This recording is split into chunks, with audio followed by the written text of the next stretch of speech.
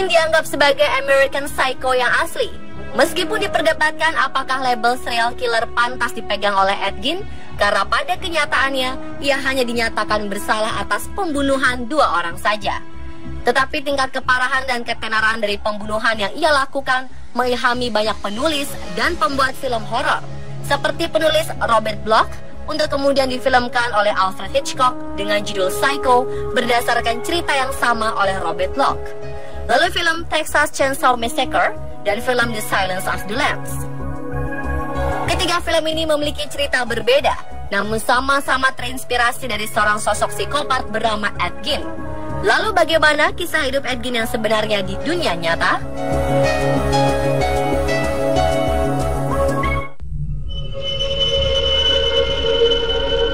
Ed Gein terlahir pada 27 Agustus 1906 di Plainfield, Wisconsin, Amerika Serikat dengan nama lengkap Edward Theodore Gein.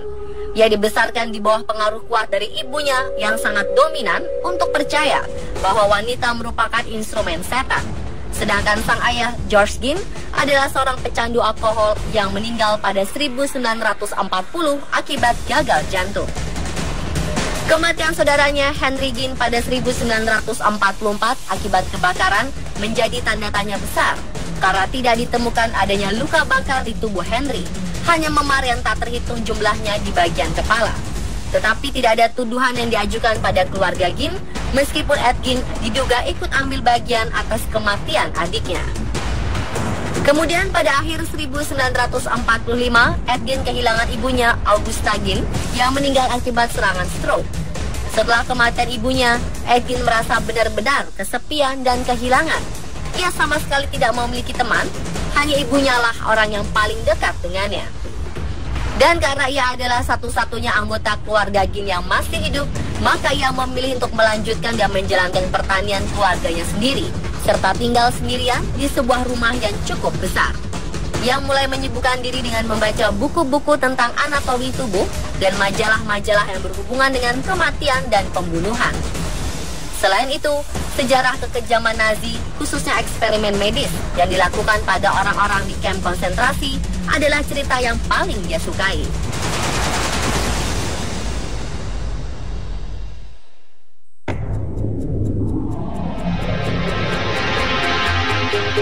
Akhirnya ia mulai mengunjungi pemakaman lokal untuk mencuri jasad-jasad wanita yang baru dikubur. Ia kemudian membedah mereka dan menyimpan beberapa bagian tubuh seperti kepala, organ seksual, dan organ internal seperti jantung, hati, usus, dan lain-lain.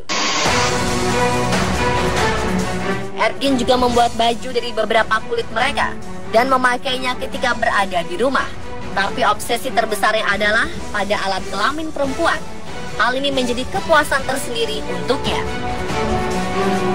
Menurut hasil penyidikan, Gein ternyata mendapatkan bantuan dari petani bernama Gus yang membantunya menggali beberapa kuburan. Suatu hari, Gus telah berkomitmen untuk berhenti membantu dan berdiam di rumah. Gein lalu menjadi tertekan untuk mendapatkan kenangan-kenangan segar. Obsesinya semakin menjadi-jadi. Ia tidak lagi puas dengan jasad dan segera mencari korban yang masih hidup. Pada titik inilah ia menjadi pembunuh.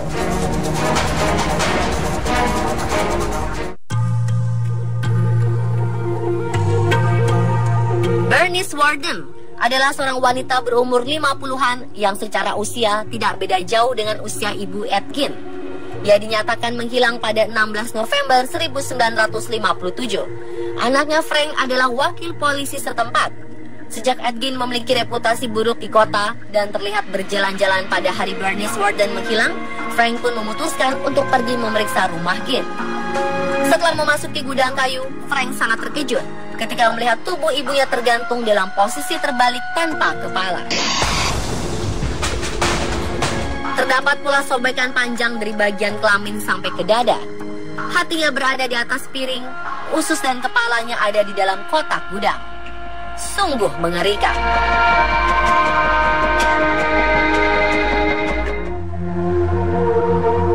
Selain Bernice Worden, Ed juga mengaku telah membunuh Mary Hogan, wanita yang hilang sejak 1954. Kulit wajah wanita ini ditemukan oleh tim investigasi dalam sebuah kantong kertas.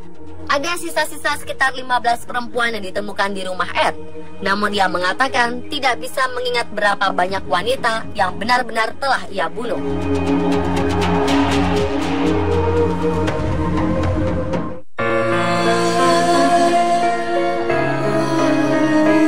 Setelah Frank, sang polisi menemukan jasad ibunya di gudang rumah Edgin dalam kondisi tergantung terbalik. Beberapa menit kemudian, selusin petugas mengepung dan mulai membedah isi rumah Edgin untuk mencari dan mengumpulkan barang bukti. Karena beberapa temuannya ini mengerikan, rumah Edgin kemudian dijuluki sebagai House of Horror. Apa yang mereka temukan malam itu adalah yang tidak pernah diketahui sepanjang sejarah kejahatan Amerika. Terdapat banyak koleksi potongan tubuh manusia dan barang-barang rumah tangga yang dilapisi bagian tubuh manusia. Di antaranya, mangkuk sop yang terbuat dari tengkorak kepala manusia, kursi yang telah dilapisi dengan kulit manusia, sarung tangan yang terbuat dari kulit manusia. Frank dan polisi lainnya lalu berjalan ke kamar Edgin dan melihat tempat tidur Ed telah dihiasi tengkorak manusia. Hampir keseluruhan isi rumah Ed didekorasi oleh bagian-bagian dari tubuh manusia. Tak hanya itu, ditemukan juga sebuah baju dari kulit manusia lengkap dengan dada yang disinyalir dibuat dari tubuh manusia tengah bayar. Gin kemudian mengakui bahwa ia sering menggunakan baju tersebut di malam hari dan berpura-pura menjadi ibunya.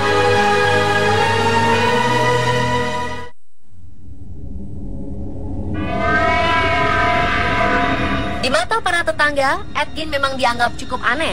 Namun tidak ada yang menyangka jika Gin bisa melakukan perbuatan sejahat itu. Sebab ia juga dianggap berperilaku cukup baik layaknya warga lain di sekitar. Tetapi anehnya, ia hobi mengasuh anak-anak tetangga dan cukup dekat dengan mereka. Bahkan ia mengizinkan anak-anak untuk melihat koleksi barang dan furniture di dalam rumahnya. Beberapa anak ada yang melaporkan apa yang mereka lihat pada orang tuanya, namun tidak dianggap serius.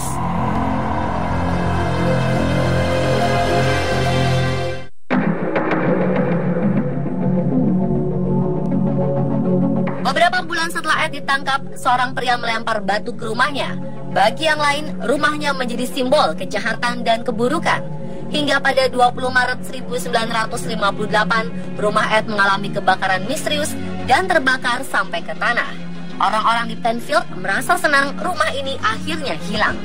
Dan beberapa orang melelang properti yang tertinggal, seperti mobil yang digunakan saat Bernice Worden terbunuh.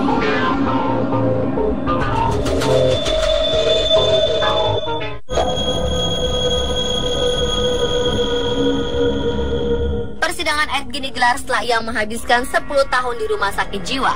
Dan setelah sudah dianggap kompeten secara mental untuk menghadapi persidangan, dia dinyatakan bersalah.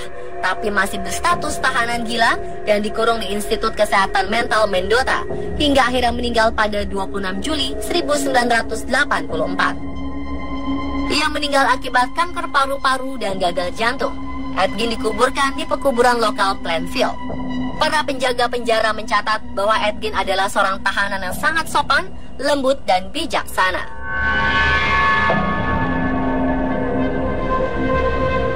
Dan pemirsa, itulah kisah nyata seorang psikopat bernama Edgin versi on the spot.